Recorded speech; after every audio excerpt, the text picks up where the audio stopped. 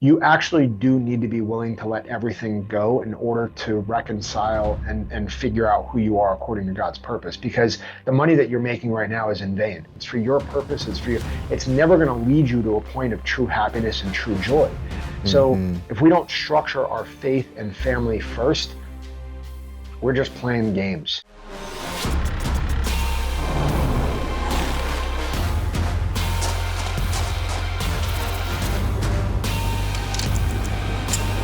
Welcome to the Mountain Tough Podcast, brought to you by Sig Sauer. What is up, everyone? Welcome back to the Mountain Tough Podcast. I am Dustin Diefenderfer, host and CEO, and I'm so glad that you are here. We love seeing you come back to these episodes week after week, and it is our goal every single episode to bring you an inspiring guest that helps you level up that mindset, that mental toughness, that mental fitness, adding tools to that toolbox so that you can live this abundant life. Thanks for making us one of the top mindset podcasts in the country. If you are a new listener or a loyal listener, it does mean the world to me to see your rankings and reviews come through on the show. You can do that anywhere you're listening to your podcast, but the rankings and reviews allow us to improve the show, and through the algorithm, they do also get these episodes out to more people so that we can transform more lives. Shifting over now to today's guest. This is a very special episode. On the guest today, we have Dom Raso. Dom Raso is a former Navy SEAL Team 6 operator. He's a tactical expert. He's an entrepreneur. He's hosting his own show now with Ironclad. It's called Dangerous Questions. It is a phenomenal show where it's Dave Ramsey style call in. So you can call in and provide him with your tactical EDC preparedness questions, and he answers those for all the listeners. Phenomenal human, phenomenal show. More importantly, even with all the special operations, combat deployments he's participated in, my favorite part about today's show is he's going to open up deeply about his faith today. So stand by for my conversation with Dom Raso.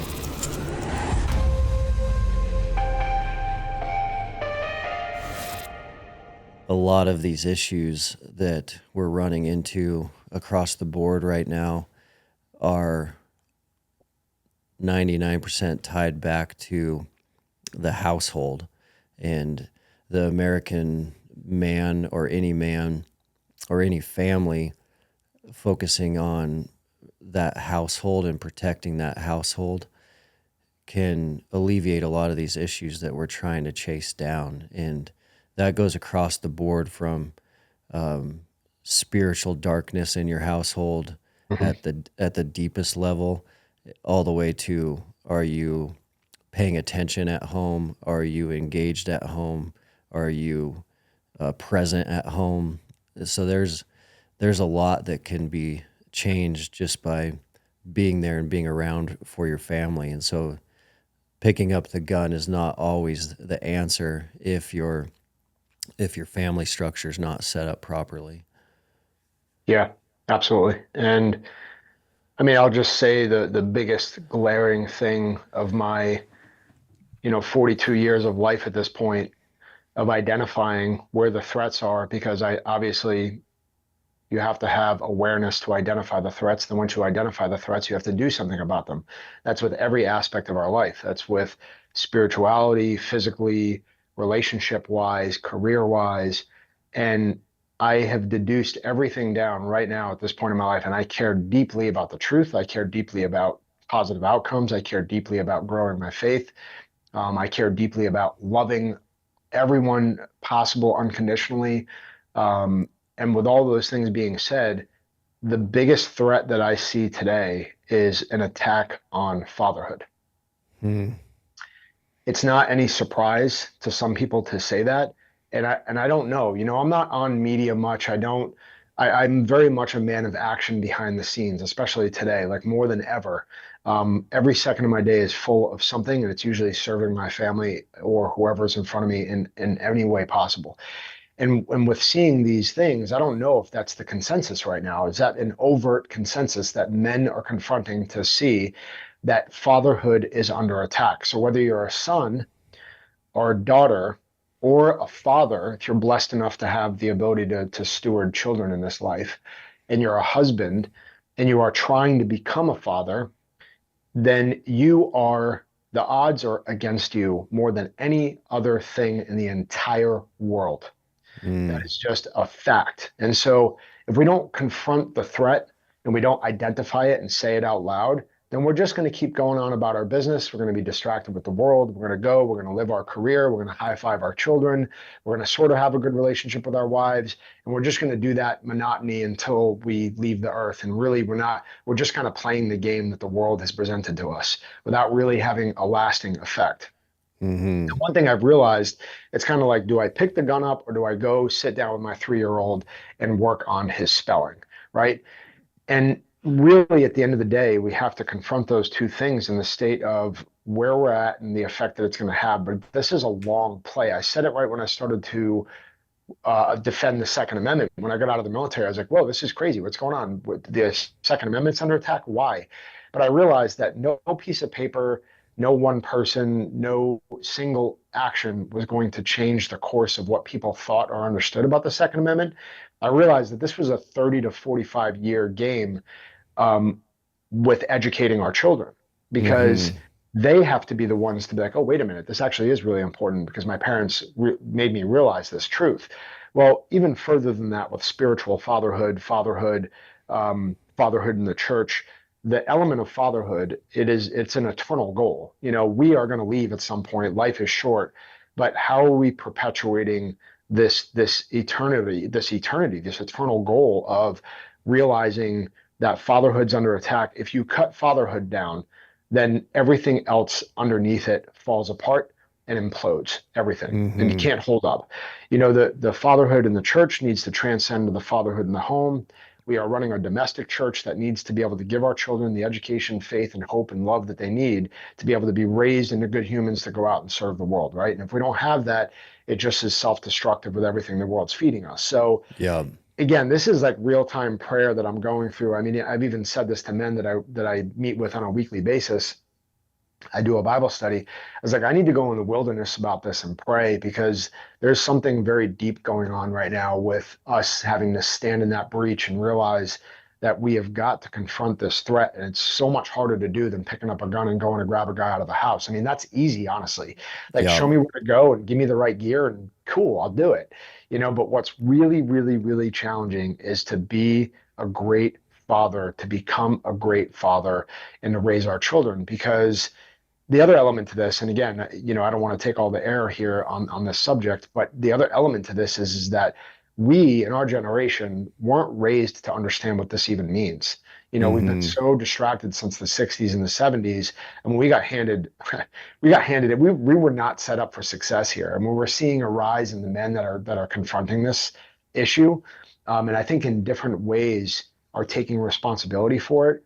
But it's got to be in a very radical manner. I mean, this has to be a complete life change. I mean, if anybody hears this, they have to recognize in themselves, this isn't just something that you tweak a little bit. You don't just say, I'm going to make a small change as a dad today. I'm going to spend another hour with my kids this week.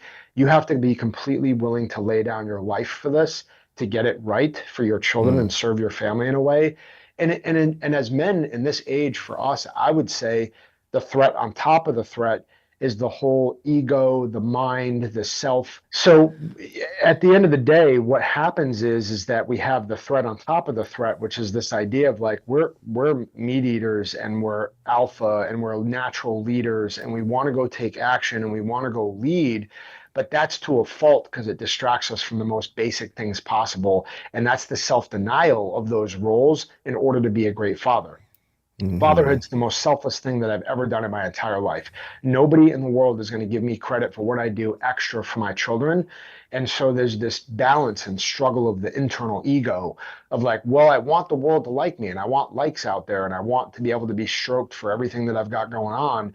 And even if it's not in that manner, it's this self-validation of what I'm doing is real and true and right. Meanwhile, while you're trying to fulfill that cup, you're ignoring the most important part of your life, which is your family that's at your very feet. And when we've been given the structure that allows us to do that without even thinking about it. In fact, we we validate each other for doing it. We're like, oh, great job, you're going out and doing these things. And we sort of whisper behind the curtain, hey, are you like okay at home? Is everything good? Like, do you have a good relationship with your wife and your children? And really, for me, I think at this point, I've recognized that I have to be willing to stop everything else and let it burn in order to do that really well. And, there's an element of faith to that I'm like, all right, God, how are you going to bring fruit to this? And I don't need to think about that now, but at the same time, it's really scary to think that you're going to leave all these things. And that's like a wife recognizing that Mm-hmm. she's called to be a mother at home. That's a big leap in today's world where everybody wants to go be individuals, but then really truly take accountability to the fact that, wait a minute, like this is the most important job that I could ever be given as a mother. I mean, it's such a blessing to steward and raise children that are at your very feet every day, looking at every action you take and everything that you do. They're mirroring your behavior. You are quite literally creating your household and your people under your roof. So it's a Yeah, heavy responsibility, and there's a lot to unpack there. But it is something that fires me up. So I love it. Yeah, and I love your perspective on it too, because you are becoming a multiplier and an expander. You're going through an expansion with what you're doing, because picking up the gun and running into the fight is just going to be you. But with this different perspective and philosophy, by focusing on your family and with the work that you're doing now, you're able to multiply a lifestyle change out to tens of thousands, hundreds of thousands of men, which has a ripple down effect and impact that is quite greater than you and 10 guys running into the fight. And it is a long-term play, but I think it's important that we're always paying attention to the heart of the fact that we're in spiritual warfare every single day, every single hour. And the enemy loves the long-term play, and he's trying to seek, kill, and destroy. And he's going to prowl around fatherhood like a lion. yep, But he doesn't care if it takes 10 years, 15 years, 20 years, 100 years to destroy fatherhood. So he's playing the long game, and by us focusing on our family, we're starting to fight more the long game as well. correct. Yeah, and the other element too that popped into my head is how many men like us that are so eager to find a level of brotherhood, engagement, validation, accountability, truth, all of the things that really make us tick, and all of the things that really fuel our fire to go into whatever aspect of life that we're doing with confidence, because that's what brotherhood's all about. Is I truly believe that today's modern brotherhood needs to be willing to fight for, protect, recognize, and encourage true fatherhood. So even a young boy that's in his teens, going into his 20s or figuring out what he wants to do in his life, a true brotherhood's going to raise that boy to be able to come up to recognize that fatherhood is the most beautiful thing that he could ever do. So Mhm. there's got to be this tie-in generationally to recognizing the fruits, the beauty, the blessings that come out of the opportunity to be a father, right? And not everybody's called to be a father. But I think at some point, especially if I'm speaking to men, that there is two vocations that really should be considered regardless, is that it's either spiritual fatherhood or physical fatherhood. And I think Mhm. those two elements, like if you're not seeking one of those two things, I don't know what else we would do as a fundamental foundation of our calling, and God's purpose for our life is that, of course, the first commandment in the Bible is be fruitful and multiply, right? Right from Genesis. It's like, we're called to recreate and procreate with, you know, this life to be able to raise a child. I mean, it is the most fruitful thing that I've ever done in my entire life. And it's shown me a lot of the purpose of what God's asking us to do through having to learn Mm. this patience and this upbringing. Is like every father knows, like, it's very challenging. It's like there's things that you learn along the way that you had no idea about, but that's the beauty of God showing us internally, like what he's expecting of and does for us, the Hmm. love that a father has for a child. You start to recognize a little bit about like, oh, wait a minute, like that's how much God loves us and beyond my understanding. So Beyond, like yeah. we have to crack that open and really expound it. There's so much to learn from that, but it is very real. And I would be missed if I said it wasn't. Hey guys, there are a lot of trends out there. And one trend that I've personally found in my own life through experience that has been a game changer is cold plunging and cold water therapy. The benefits for me have been off the charts when it comes to two main categories: the physical inflammation reduction from cold plunging every day has been a complete game changer. But my favorite part of cold water therapy has been the mental aspect, the mental clarity, the stress reduction, and most importantly, the ability to build mental toughness every day in a very simple way by just forcing myself to get in that cold water has been a drastic improvement that is easy, fast, and efficient. I've tried countless different ways to access cold water therapy, from the redneck version horse troughs to building my own cold plunge system off Amazon parts and pieces. Every time I've tried that, it has been a disaster until we found Ice Barrel. Ice Barrel is the most advanced barrel design on the market, and they have the most advanced high-tech chiller on the market as well. I've met the CEO, I've worked out with the CEO, we've had them at the lab. They're a great team, American-made manufacturing, and we're proud to announce that you can now access a discount on Ice Barrel products. All you need to do as a podcast listener is use the code MOUNTAINTOUGH. That's going to get you 15% off all Ice Barrels except the chiller. Again, that's Mountain Tough, all caps, all one word, on icebarrel.com. You've been listening to the Mountain Tough podcast. Can we spend a little time unpacking your testimony? I have gotten the sense that like your faith seems to get stronger and stronger every year, every day. But I'd love to hear kind of how that started for you and how that's kind of matured, especially over the last couple of years.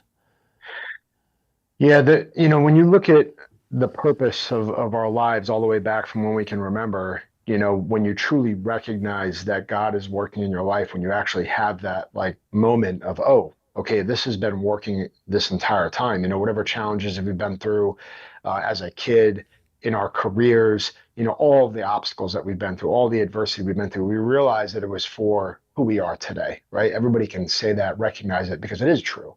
And I Mm-hmm. think looking back for me is like I've always had, a level of faith on my heart, but I never truly recognized who God was. And you have an idea, you have like a rough concept. Everybody has this rough concept, but it's kind of like me being Catholic. When I go out there and I really pour my heart out into my faith, I recognize these other elements of our faith, but I'm always kind of interested in why people don't ever commit wholeheartedly, because they have an idea of what they think it is, but then they don't ever commit. They don't have, there's something about it that keeps them from fully experiencing the beauty that comes from any of these decisions. It could be a career or something else, but we have a commitment problem essentially. But I never committed. I never Mm-hmm. really, I never took it seriously, and I never looked at God that way until I had these experiences where I lost my mother, the helo went down. I've got this story like in detail because I could go very, very deep into this, but Yeah. I went to high levels of intensity in my career at Dev Group. I really experienced the fullness of physical, spiritual, mental engagement. I was pressing as hard as I knew how in all different directions. So I'm testing myself. I'm getting tested from all different elements. One of the moments that I speak of often is when I was home taking care of my mother, not on deployment with those guys that were overseas. We were spread out all over the place. And I try to tell people like two troopers over here, I would have been in another troop. And Mm-hmm. I was home though, taking care of my mom. And so when the helo went down, eventually, I was in the team room while going back and forth with trying to,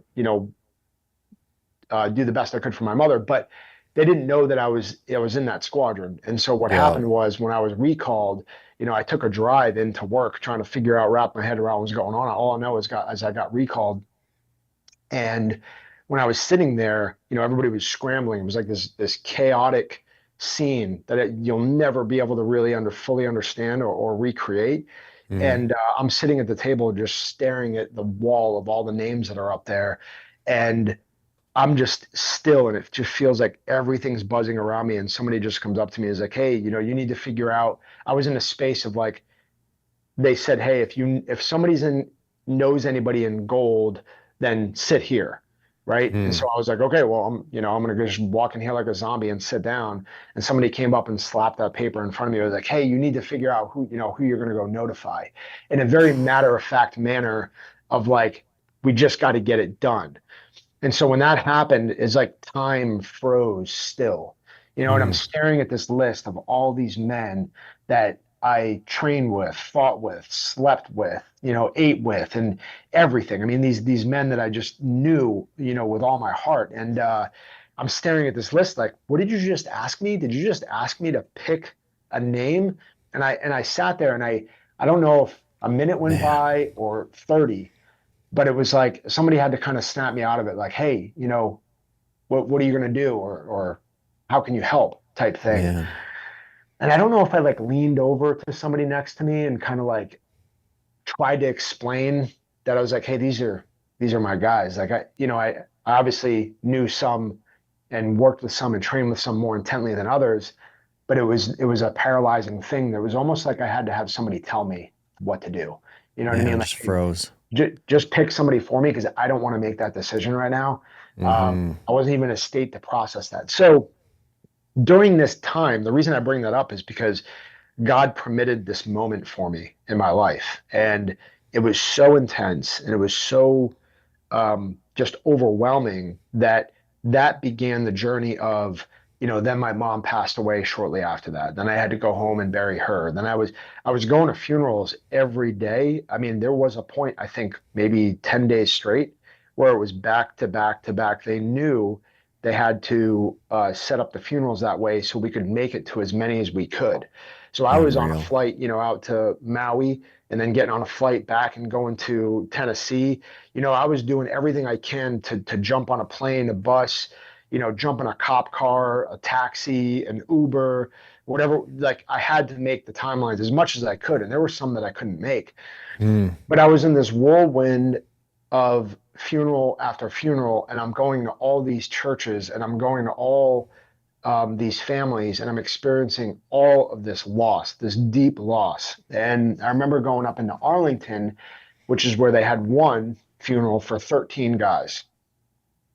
And that was where we had a chunk of them. So they still had some memorial services, but they still had the funeral there. And I was walking up there and I just remember asking myself, like, why, God? Like, why is this happening? And what is my purpose now that I've been shown this? Like, what do you want me to do with this? Because you're left, and I think anybody could say that they've experienced some level of this in their life where they're shown something like this. And that intensity for me could have been the same intensity somebody feels with some other circumstance in their life.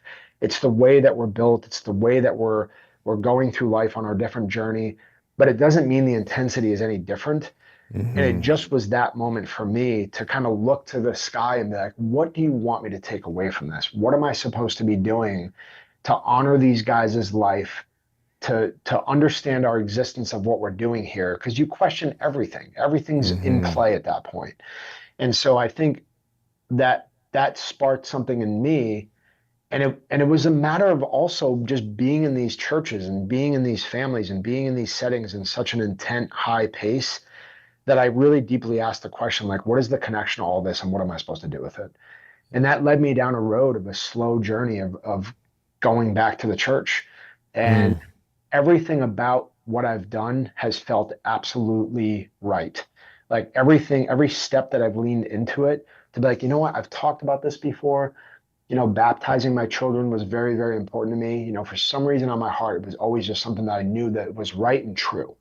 And so Mm. when I started to follow through with that, I went back to the church and I said, hey, and if I were to recreate my mental attitude, I'd be like, hey, what's going on here? Like, I want to baptize my son. Like, can we just high five and like make this happen? Sounds really cool. I know I need to do it. And that is what I appreciate about the beauty of the church so much is that we always talk about holding the line. And we actually, Hmm. when we start talking about doing that, like, well, what's the line and what are we actually holding? Well, when we unpack that, the church has been holding the line of these standards that have been created since Christ walked this earth. And that's the beauty of all that have unfolded right in front of my very eyes, because I was like, hey, well, I want to baptize my son. And they're like, well, you're not married in the Catholic Church. And for me, it was this moment of recognizing all of the truths. And believe me, I've heard all kinds of stories. We've all got different backgrounds and understandings. And there's going to be a lot of people that listen to this that can relate to what I'm saying, both on the Sure. side of not understanding and the side of understanding. But ultimately, it was recognizing that it was because of that line that was kept this entire time that I was being put in a position where I actually had to confront who I was and what I Mm. did. And Yeah. so knowing that I was put in that position to be like, wow, okay, there is a standard here that somebody is keeping, and it might be imperfect. It might be Mm. an imperfect way, but we struggle as men on this earth to go through that process. And it was very, very superficial for me at that point, but it was a deep cut to the heart to recognize that something was off about the way I was living. A I wasn't standard. able to go and baptize my son wholeheartedly in a way that seemed in alignment with where I should have been. And that was absolutely the truth. So I walked out of there like, wow, I have a lot to change in my life, and I have Mm. a lot to fix. And so as I unpacked that day in, day out, confronting through some prayer, I actually just talked to my buddy Brad Haynes last night. We were at a party at the NRA show, and what is it? John Rich, I think, Yep. one of Yep. the country singers. Where I Yep. went to one of his houses and doing a concert, and this guy Brad Haynes came up to me. Just met this guy, and all of a sudden we're in the midst of this huge party, and he starts talking about God, and it was like this spark of he sent me a Bible, he sent me some things about how to pray, and this is around the time after that, and so all this stuff starts to unfold, and God is just sending these ways to form my heart like He does with all Hmm. of us. Yep. And I think that that's the progression that slowly started to work on my heart. But I saw that it was good and I saw that it was true. So I leaned into it instead of running away, which I think is a key thing about redeeming men and giving men what they need to truly become who God's calling them to be, is to get rid of all of the things that are holding us back to doing that. And Hmm. I mean, it's everything from hanging around with the wrong people and drinking and focusing on the wrong stuff and porn and everything that we know that distracts us and pulls us away from reality, the reality of who we could be. And I'm getting goosebumps right now because I think back, I'm like, if I had the heart that I had now and the level of faith going into the teams, I have Yep. no idea what I would have been able to accomplish. I mean, it would have been, I wouldn't even have been the same person, Yep. would have reached such higher levels without pulling myself away in all these different facets. So I Hmm. say that, and try to compress that journey down, but it's pretty much led me to where I am today, which is an unwavering and relentless pursuit of who God's calling me to be each and every day. And as much as I've been out there in media, it's been a continuing pull away from that to be like, okay, every bit of what I have going on, like this is awesome because I love what you guys do. I love what you stand for. We get to talk about faith, and we have a small network of people, but ultimately, like it's got to be strategic because we can waste our life away sitting here on the phone, just doing this all day long, and it's Yep. an extreme threat. It's an extreme threat. I've used a ton of Bluetooth speakers over the years, and they all have never quite had enough output for me to really have an awesome home gym workout on a Bluetooth speaker. But the Turtle Box is in a whole new ball game. They have leveled up this product, so the bass and the output you get out of a Turtle Box is quite amazing. It's funny how we started using them at the lab. We had an awesome sound system at our new lab here in Bozeman. We were using it so much, we actually blew our brand new system out. We went right to the turtle boxes. And so we paired two together in the lab. And that was a lot of output for the Mountain Tough team and all of our testing to have phenomenal sound in our gym for a great workout with great music. We know there's a ton of Mountain Toughers training in their basements, in their garages, and I know a lot of you are looking for great sound to play some music in the background to your MGDs. This is a great product for you to check out. Turtle Box is at a whole new level. The bass and the volume you can get out of that box. It's a sweet product. You guys can check them out at turtleboxaudio.com. Use promo code TOUGH for a free Turtlebox hat with the purchase of a Gen 2 speaker. The hat must be added to your cart before entering the promo code TOUGH, TOUGH.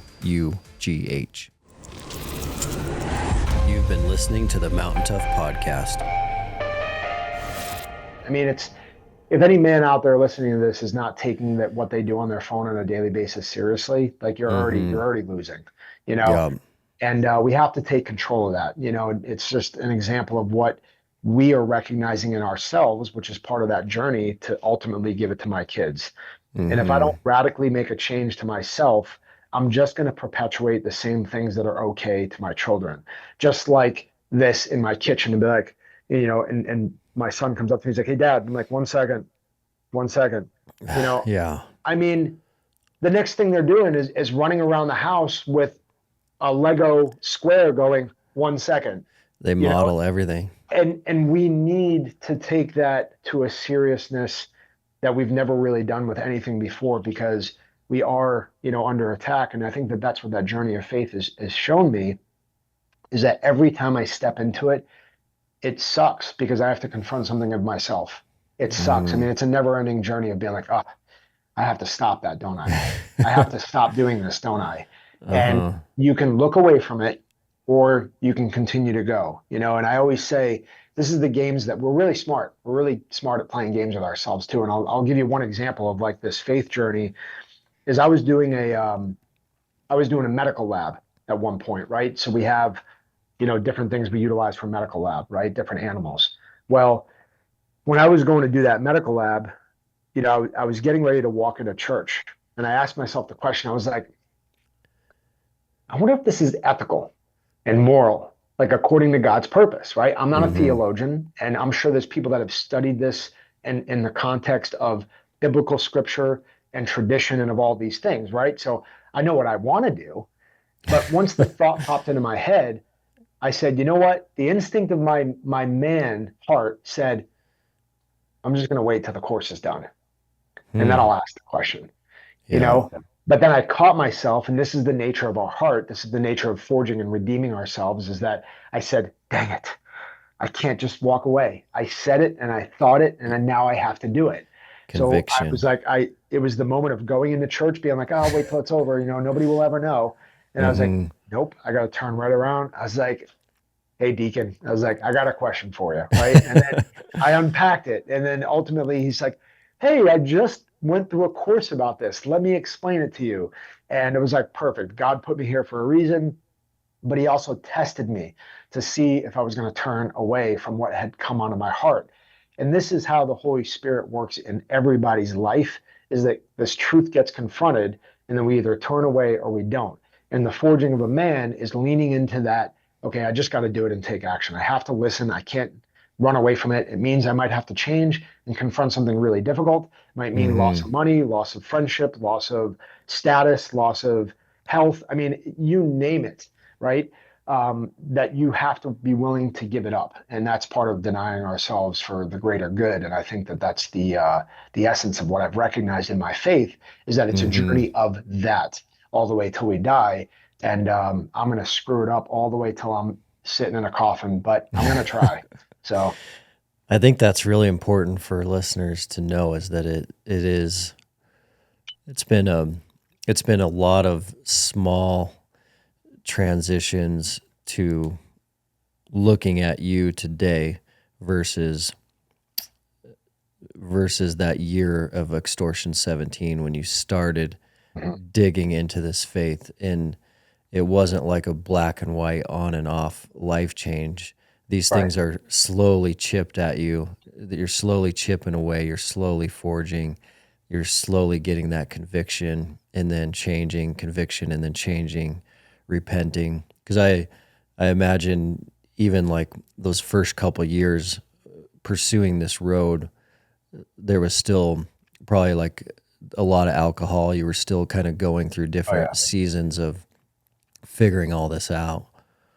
Yeah, absolutely. I mean, that's the forging process. Is the exciting thing, I think, for me now is that I'm like, man, where I've come in the last 5 years, like I don't even know what God's going to do in the next 5 years, So that's exciting as you start to really confront these things and change, because when you don't change, when you don't choose to lean into these things, whether it's alcohol, drugs, whatever, vice, whatever thing is keeping you enslaved to this world, ultimately you recognize that there's something else that you have to confront at some point. It just gets more difficult to identify but there are big blocks that you can just start chopping down right away to be like, this is an easy identifier, but you have to confront it, and like you said, just because I started this journey and I felt it in my heart, we're in this for the long haul.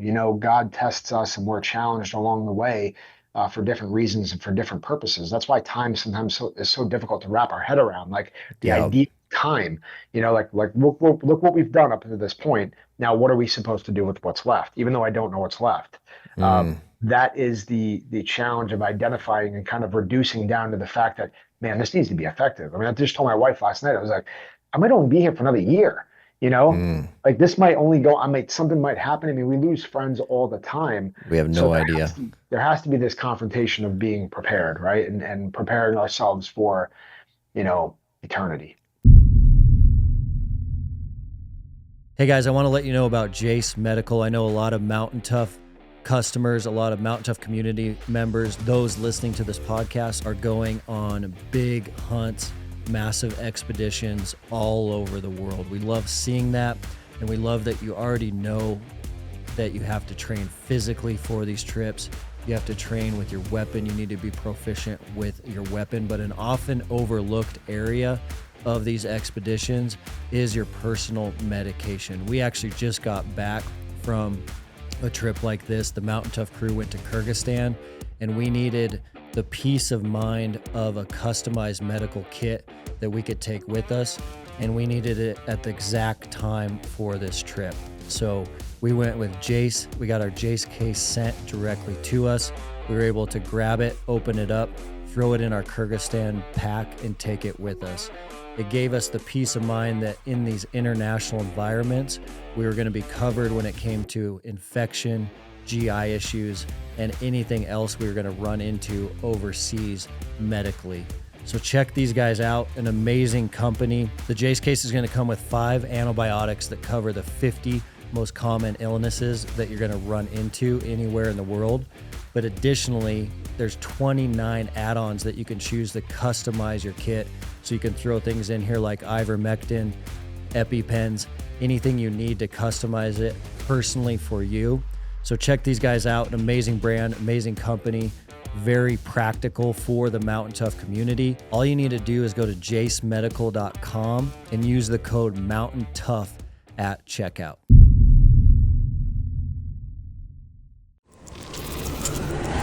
You've been listening to the Mountain Tough podcast. And I wanted to hear from you what that looks like in your life now. So, now current state. How have you structured your life around these biblical principles? So I was curious around like the men you have around you, the kind of brotherhoods you're putting in place, guys calling you out on stuff, you calling them out on stuff so that you're sharpening each other. I assume that is going on, and then also kind of how you've structured fatherhood around biblical principles. And then I think it even connects right down to the preparedness work that you're doing through your companies and through your brands. But I think that is helpful for a lot of men in terms of thinking about, all right, I'm ready to take some action. I'm ready to make some change. What does structuring our life look like around some biblical principles? So I had a conversation with my team probably, I would say 3 to 4 months ago at this point, and I've run a business for years at this point now, and I've always had a team. I've always had people, coming in and out of the business and working on Dynamis and Crush Everything. And, when you're paying people to be employed, to take an action for what you have going on, right? We're all involved in some way, shape, or form of that element. It's interesting because you start to recognize, like, okay, well, especially when you're struggling, when you're having a hard time, or when times are tight, Yep. you're really pressed at trying to figure out, like, the checks and balances of things. And even though my faith was growing earlier on, I mean, I am not the same leader today that I was 5 years ago, 7 years ago, whatever the case may be. But when you have, money coming in and money going out, it's very black and white. And you're kind of like, well, if I'm giving you this, it's got to produce this. And that was a mindset that I had slightly underlyingly as a business owner. You kind of have to in some ways. Mm-hmm. But what really changed about me a few months ago is it was growing on my heart, but I kind of recognized it even further, is that for me, I started to say the priority of faith, family, brotherhood, and business Mm. in that absolute order. Like, there's no question about it. I don't think that I'll waver from that till the day that I die. And when I was on a team meeting, I actually said that to my team, and it was so hard to get out of my mouth because I'm telling people that I'm giving a paycheck to, this is the priority that you need to be living. And if I'm not able to lead a team and say that as well, then I'm a liar. You know what I Mm. mean? And this is part of, like, I want to say, well, I paid you to be here and this is what you need to be doing. But if faith is really more important than what we're doing on the phone call, and I'm truly telling you that your children and your relationships in your life and your faith in God and your brotherhood are more important, I need to be willing to let all of this burn, to let you get that right. And there's still so much work to do on that for me. But Yeah. to me, I think it's important from a standpoint of really living our lives. I mean, I've talked to a lot of guys about this because we've structured this corporate idea of kind of coming in 9 to 5. I know a lot of guys that think like me and are very entrepreneurial. They don't think like that. It's not a 9 to 5 thing. It's like you've got a vision and you execute, right? And whatever Yep. you do to execute is what you do. Yep. Uh, but the 9 to 5 is such a new concept within the last 100 years that we got stuck in this mode. And I just challenge people to get out of that first, to be willing to serve what's in front of you. And I'm not telling people to go and do something foolish. But what I am saying is that if you're just holding your life together because of a paycheck, but your faith is in the toilet, I really do believe that this is why it's called faith and why you have to have hope in that process, because you actually do need to be willing to let everything go in order to reconcile and figure out who you are according to God's purpose. Because the money that you're making right now is in vain. The Yeah. money that you're making right now and taking in is in vain. It's for your purpose. It's for you. It's never going to lead you to a point of true happiness and true joy. So Mm-hmm. if we don't structure our faith and family first, we're just playing games. We are just playing games. You're out there, honestly acting like a teenager, just fulfilling your goal, and you're just going around and around and around. And I have no problem calling people out now. And I don't, from a standpoint of brotherhood, I really do my best to not surround myself with people that are going to pull me more into that, but lead me Mm. further away from it. And I do have a brotherhood that's local. All of it stems from that idea of neighborhood and church community, right? I think Mm. that's where our start needs to be able to solidify and bring those things together, to hold each other accountable, to have biblical standards and principles that we live out daily. And this isn't just like, hey, we want to check in the box and make ourselves feel good. We're literally holding each other accountable. If something's off, we're picking up the phone, we're showing up to each other's houses. It's like, is the guy that I call a brother do I trust him if I died today to walk into my house and help lead my children? Mm, Like yeah. that is something I can't say about the teams.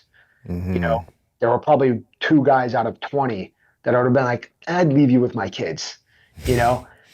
And that's not good. That's not Mm, good. What we need to recognize in ourselves is that if biblical brotherhood is principled by faith, family, brotherhood, and business, and we recognize the hierarchy of our lives according to God's will and our purpose, and our elements protect, nurture, encourage fatherhood, and protect fatherhood, then we're going to start to see things be structured around that and cause beauty, right? I should be able, mm, if you're a great father and we're brothers, and you walk into my house and you see me doing something with my kids that you're like, hey, like that's not in alignment with a Christ-like value that we've discussed, you yeah. know, well, what are we going to do? We're going to pull each other aside and say, hey, what can we do to work through that? Hey guys, I did want to interrupt for a quick minute right here and let you know about some supplements I've been taking. I did shy away from supplements for a long time. I was always cautious about what they were made out of, where they were from, and who the team was behind the brands. But over the last couple of years, I've got to meet the team at Mountain Ops from top to bottom, and they are an amazing group of humans. I've got to know the CEO, Trevor Farnes, really well, and he is a mission-focused individual that cares about humans living a better quality of life so that they can have that abundant life. So over the last couple of years, he has helped me add some things that have changed the game for me. One of those things that I've added is creatine from Mountain Ops. It helps me maintain some muscle mass, but also it's a big player in cognitive function, one of the most researched supplements out there. Also, I've added reds, greens, and protein, all from Mountain Ops. What I found as a busy professional, always on the run, I do eat a whole foods diet for breakfast, lunch, and dinner, but on the go, it's hard to get enough vegetables, fruits, and protein. So I've added that from Mountain Ops, and it has significantly changed the game. I can feel it in my performance.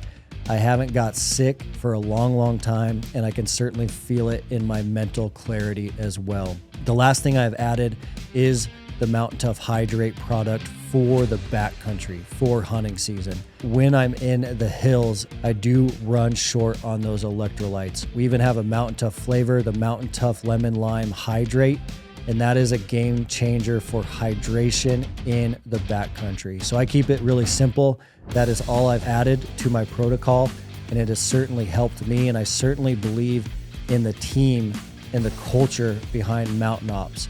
They have started an initiative that's been around for a while called Conquer Hunger. Conquer Hunger is giving meals to hungry kids that aren't getting enough food, and they've given out over 6 million meals plus to kids through their Conquer Hunger initiative. So every order that happens at Mountain Ops, a percentage of that order goes to Conquer Hunger. So certainly an incredible company, an incredible culture. As a listener to the show, you do get an exclusive offer to Mountain Ops, so make sure you check that out. The offer is incredible as a first-time purchase at mountainops.com. So build your order if it's your first time. They are offering you a 20% exclusive discount. All you need to do is enter the promo code MOUNTAINTOUGH, all one word, all caps, for 20% off your first order at mountainops.com. You've been listening to the Mountain Tough Podcast. One thing I've said over and over again, which I think is really important, is that the brotherhood that we started here in Virginia Beach was founded on a spark of relentlessly seeking the truth over all other things. And so if you have that loyalty to the truth, then it doesn't become just about you and me having an issue. It doesn't become, we can get upset with each other and we can disagree. But if we both said that we were going to find the truth, then me and you need to turn this way and look for it. Yeah. And then eventually it will be revealed. And maybe you and I scratch our heads for 10 years, like, what the heck? Like, we haven't really even figured this out. But it's the journey to figure it out that brings you closer in alignment to what the values are. Because I think in today's culture, the easiest thing to do is just disagree and walk away. and say, I don't agree Mm-hmm. with you, you don't agree with me. And I've had some really good people in my life that were willing to dig deep and find the truth. Um, and this is kind of like what leads me to go back to faith as well, is that it's really hard to align in brotherhood and relationship if you're not aligned in faith and values.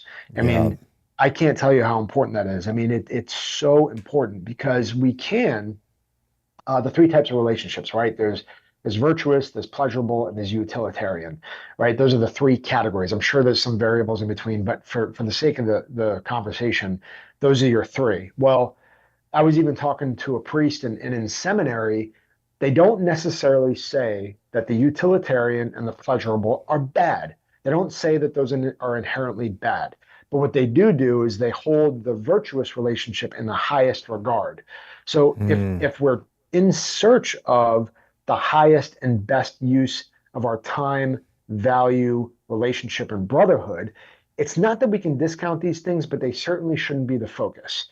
Mm. The focus should be on the virtue of somebody that's going to come into my house and say, you can be a better father, and I know you can. Change or else. You know what I Yeah. mean?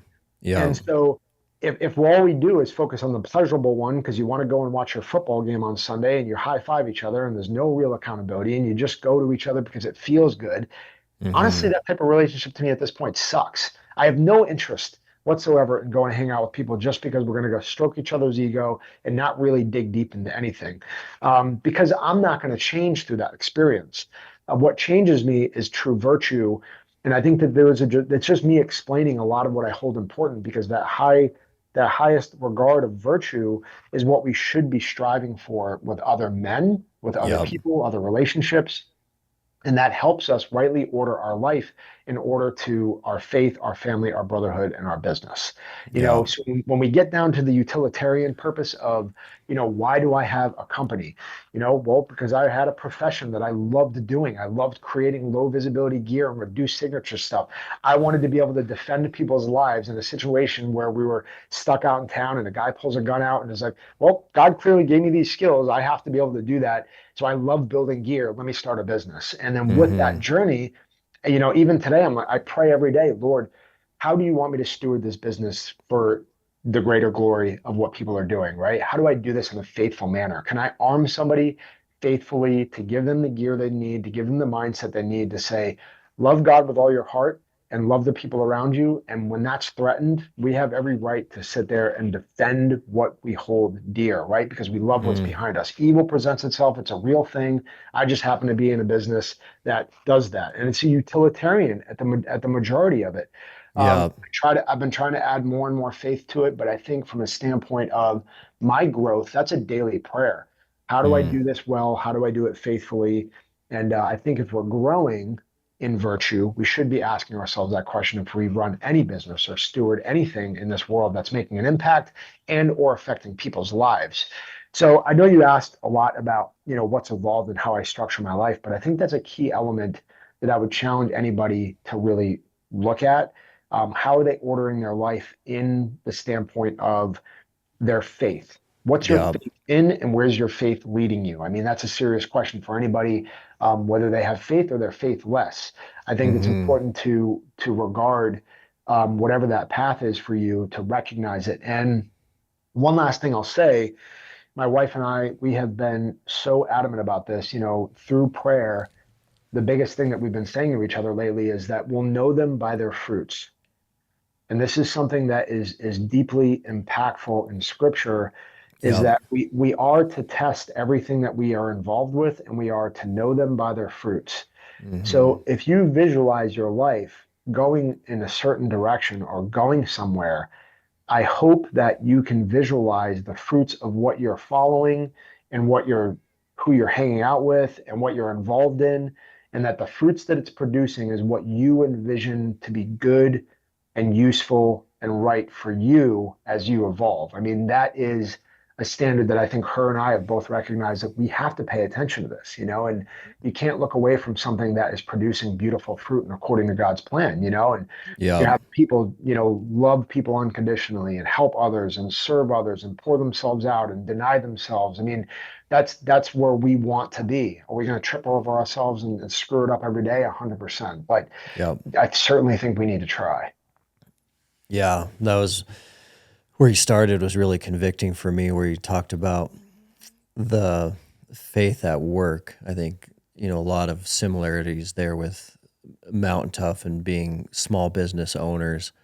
And certainly when things get tight, it is easy to go kind of down the black and white business road. And then business, especially I think businesses like yours and mine, they they can become idols pretty fast, and they Yep. can become our identity real fast. And when you put that connection with identity and maybe it being an idol into a financial pinch, which we're all going to go through as business owners, then carrying that faith to work every day can be quite difficult for sure. Absolutely. Um, but prioritizing faith is number one and business at the bottom of that priority list. That clarity is super helpful. And I was interested related to that.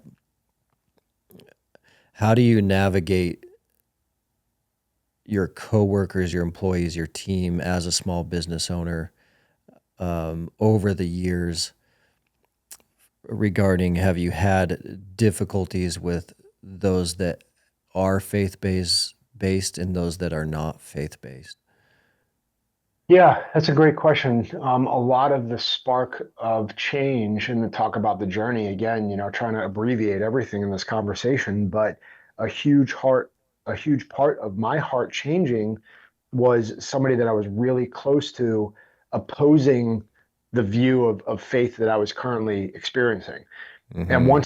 once that happened, it was like, whoa, I thought this guy was my brother. I thought he was really close, but it was for some reason God permitted faith to be the spark. So what that did was led me down that rabbit hole of like, okay, Lord, what is really true here? Like, show me what I'm supposed to be doing here. Because I just lost somebody that I was really close to, and I'm trying to scratch my head on why that happened. And so as I started to go down that road, what I had recognized in the business aspect of it was really hard to align these things when you weren't seeing eye to eye. Well, I was trying to recreate like a mini command when I got out. I mean, I really was. I had the facility, I had everything was structured around, living like we did in the teams. It was Yeah. very, very, very close knit. Well, that doesn't work when you don't have people that go through the same selection as you do. And it works in the teams and it works in these niche units because you're filtered through all the way to get to the X. Mm-hmm. And you've got to do that. And that's why elements and units work so well because of the nature of the training that we go through. And I tried to Selection. recreate that without doing that. And so because we weren't necessarily aligned in those values in that selection, there were a lot of oppositions, right? There were like a lot of friction in the beginning because I didn't really know what I was doing. I was trying to build this thing. So along the way, I recognized that I had to be a lot more clear about what was expected because here's the thing. I mean, we have trades, right? Like say a videographer right now, like I'm looking for a videographer in Virginia Beach. Mm-hmm. The videographer is going to have a specific set of skills and trade knowledge, right? And he actively wants to go use his skills to go and provide for his family. That's something that he's pretty clear about. Like, I have a set of skills, I love filming, and I need to bit X, gain X amount of dollars to bring home to my family to pay my mortgage. Okay, that's a utilitarian purpose, right? Mm. Well, utilitarian wise, like I would love to have somebody that I work with that's a videographer that's sitting here in Virginia Beach working with me and we can high five and it's a utilitarian purpose. I will tell you, it's gotten a lot harder to do that with just being utilitarian because I want to have a deeper conversation with everybody that I engage with. I don't Mm. want it to just be structured and high five. But I also, as stewarding a business, have understood that I also want to serve other people in ways that helps improve their lives. So I want to be able to add value to them as well. So if they see something as valuable, and they want to do something and they're engaged and excited about it, well, that's also an opportunity to talk about faith at every opportunity that God presents, right? Yeah. So there's a mixture of both, and I think that being faithful about who gets put into your life and who you bring into your life is an important conversation. And I would just say now that I do things from a standpoint of making sure that they are happening at a high functioning rate, having high standards, having high values. There's no secret here. Like everybody knows that I'm, extremely faithful. So Mhm. that's part of it. Like if they're going to come Yeah. on board, they already know who they're getting. It's not like I'm not really going to bring somebody on that's like, well, what is this again? And recognize my faith and be like, all right, I'm out of here. They So know now. I think Yeah. that's also important to recognize is like I'm very unabashedly like, look, you're going to see me talk about my faith. I'm going to live out my faith, and I'm probably going to pull you along with me. And if you're Hmm. okay with that, then let's go. Yeah. So that's kind of where I am today, and the Lord keeps working on my heart with that too. And I don't have it right, but I certainly, when given the opportunity, because when you're working with somebody and there's a transaction there, that is a big responsibility. It's a huge responsibility because somebody's life is dependent on that interaction. And I think that we need to take that really seriously. And I will be honest with you, I'm not taking it as seriously as I absolutely believe that I should. And that means I need to grow. That means I need to get better. That mean I need to steward, lead as a servant leader to the best of my Mm. ability. And that's a work in progress. So I think Yeah. as I continue to journey down that road of trying to figure out how to run a somewhat secular business into more of a faithful, well operating business. I think that's just a journey that I'm continuing to, pray on daily. So hopefully Yeah. that answers a little bit of your question. Mountain Tough is the fitness app trusted by the dedicated. Mountain Tough ethos is backed by we've always wanted to be the best in the world at helping our customers become more mentally tough. So inside the Mountain Tough app, you're not only going to find all of our physical training programs, but you're going to find additional training as well so that you can stay sharp physically, mentally, spiritually, and nutritionally. The Mountain Tough app also allows you to train no matter where you are, anytime, anywhere. Additionally, the Mountain Tough app is going to have programs from beginners all the way up to elite athletes. And all of our programming is structured in a way that you can start with no gear at body weight, and you can go all the way up to programming that is full gear. So you can do that in a robust home gym or your local gym. There's no excuse for you not to start today. With Mountain Tough, you can conquer your goals with the ideal program for your lifestyle and schedule. Train with equipment or just your body weight on your phone, tablet, TV, or web browser. Most importantly, Mountain Tough will help you train your mindset so you are always ready for anything life throws your way. Mountain Tough is offering the Mountain Tough podcast listeners an incredible offer. 6 weeks free on the Mountain Tough app. All you need to do is use the code MTNPOD to redeem your 6 weeks of training. That'll be a 14-day free trial plus a whole additional 4 weeks of training. Just go to mountaintough.com and enter code MTNPOD for your 6 weeks free on the best-in-class physical and mental training app.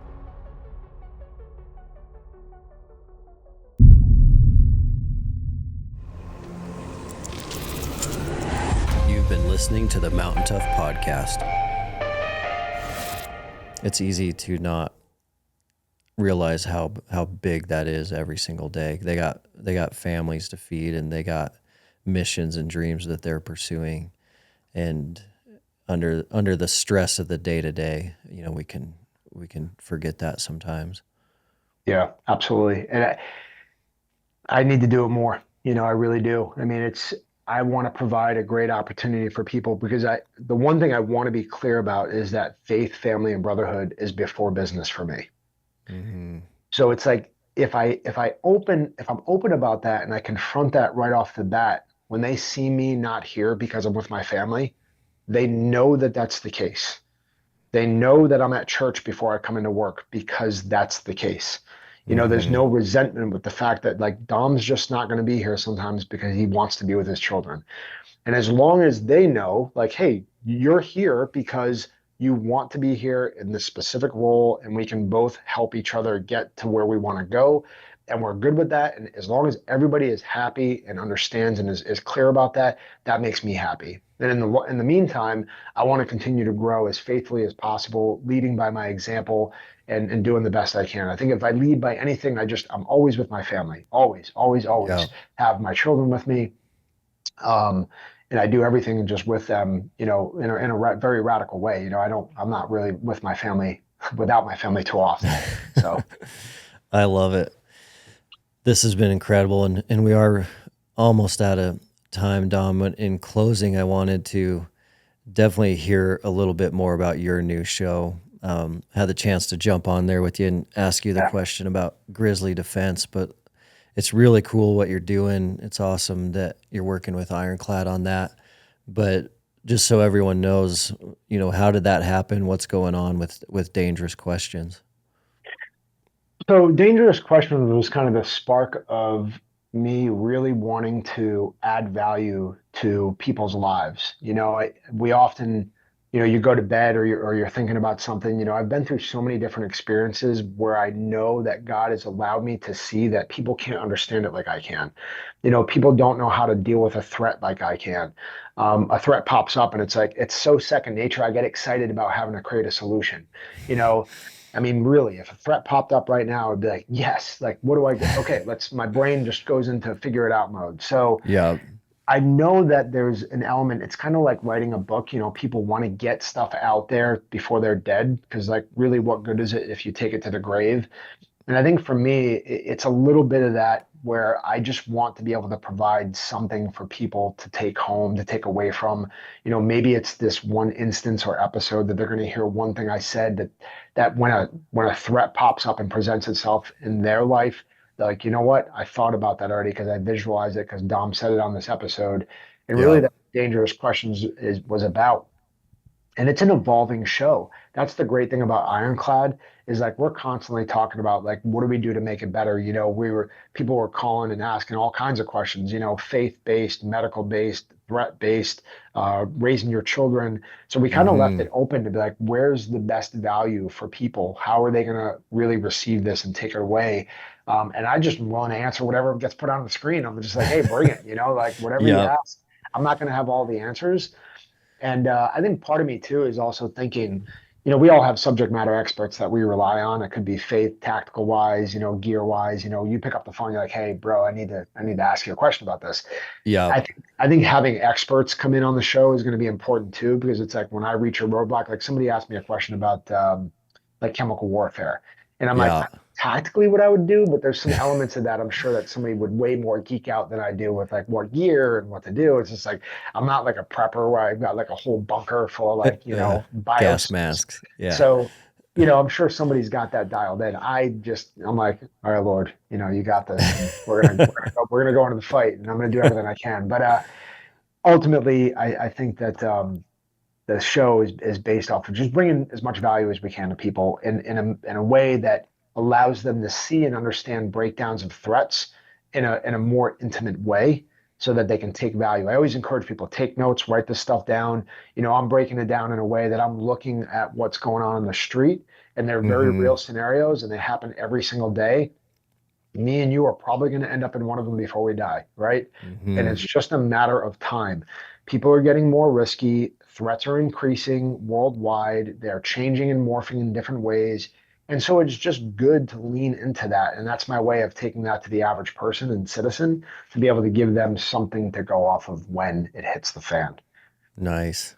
Yeah, I love it so much. I saw right when it came out, and I thought of there's been that show historically for a long time with Dave Ramsey, where listeners could call in with Yes.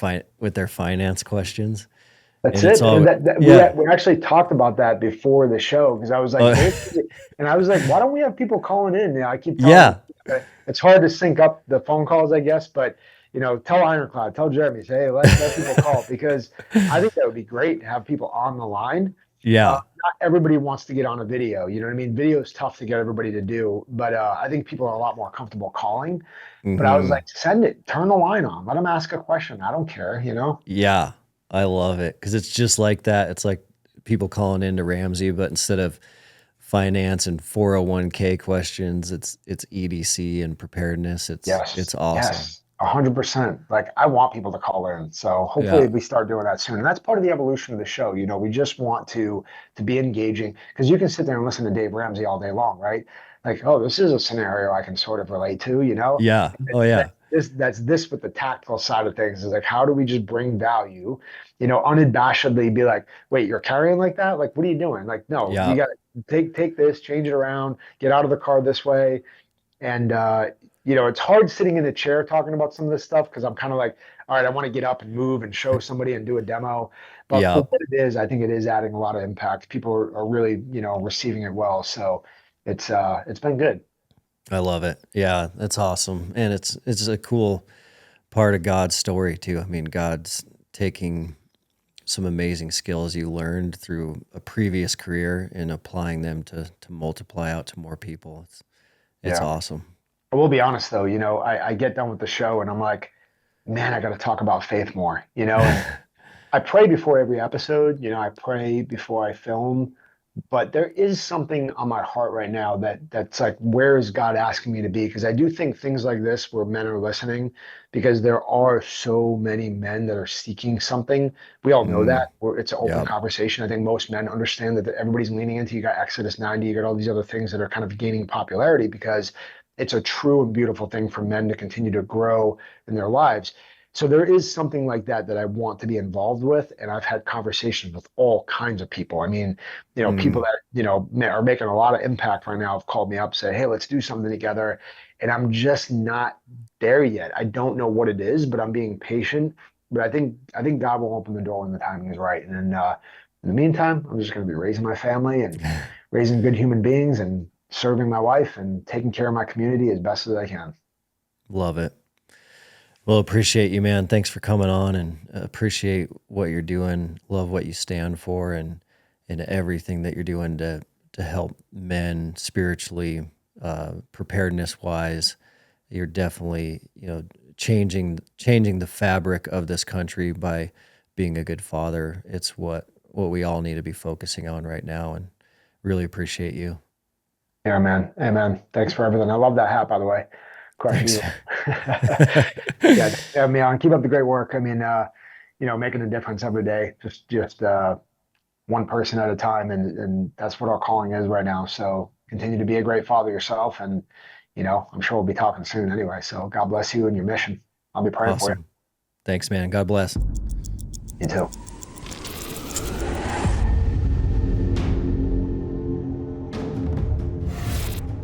Thanks for listening, everyone. What a phenomenal conversation with Dom. He is a special, special human. His tagline is crush everything. I do want you guys to check out his equipment. The stuff he makes at Dynamis Alliance is phenomenal. So if you are looking for any tactical equipment, any gear, any blades, he has some very, very phenomenal high quality stuff. So check him out. You can just go to @DomRaso on Instagram or check him out at crusheverything.com. And remember, every single episode, we are looking for that golden nugget. What can we take away? What can we apply to our lives right now to live this abundant life? He laid out a lot there on the table for us to process, but the golden nugget for me today is he talked about as he matured, he got to a point in his life where he had to put faith above everything, and even sat his team down and talked about that. So he sat him down and said, look, business is not my number one priority. Even though you're my employees, I want you to know that it's faith, family, then business. That is a huge, huge maturity point. I loved hearing him articulate that. Think about that, meditate on that. Think about how you can apply that to your own personal life right now, this week, this month. Major, major game changer. Thanks so much for being here. Thanks so much for plugging into these episodes week after week. We will continue to bring them to you. Love you guys, and we will see you on the next episode. Thanks for listening to the Mountain Tough Podcast. We'll see you next week.